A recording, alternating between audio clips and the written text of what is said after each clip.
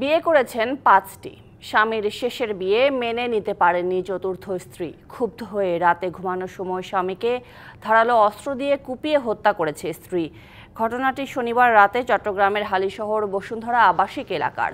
খবর পেয়ে পুলিশ মরদেহ উদ্ধার ও ঘাতক নূরজাহানকে আটক করেছে। নিহতের স্বজনরা জানান, চতুর্থ স্ত্রী নূরজাহানের সাথে ৭ বছর আগে বিয়ে হয় আলাউদ্দিনের। ইটভাটায় শ্রমিক আলাউদ্দিন সম্প্রতি গোপনে পঞ্চম বিয়ে করেন। বিষয়টি চতুর্থ স্ত্রী জানতে পারলে উভয়ের মধ্যে বাকবিতণ্ডা হয়। এর জেরে শনিবার গভীর রাতে ঘুমানোর সময় ধারালো অস্ত্র দিয়ে স্বামী আলাউদ্দিনকে এলোপাতাড়ি কুপিয়ে জখম করলে ঘটনাস্থলেই তার মৃত্যু হয়।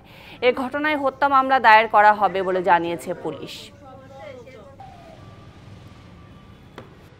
চট্টগ্রামের বউ যিনি উনি বলতেছে আর কি যে ওকে তুমি ছেড়ে দাও, তুমি আমার কাছে থাকো, কারণ আমি ওকে ছাড়বো না, তুই ফাইলে জাগা। তারপরে উনি মানে মার্ডারটা করছে। পঞ্চম বিয়েকে কেন্দ্র করে তাদের মধ্যে কথা কাটাকাটি এক পর্যায়ে তারা দুজনেই বাসায় ছিলেন, একসাথে ঘুমিয়ে পড়েন। রাতের বেলা দা দিয়ে তার স্বামীকে ঘাড়ে 3টি কোপ এবং হাতে কোপ দিয়ে মোট 5টি জখম করে।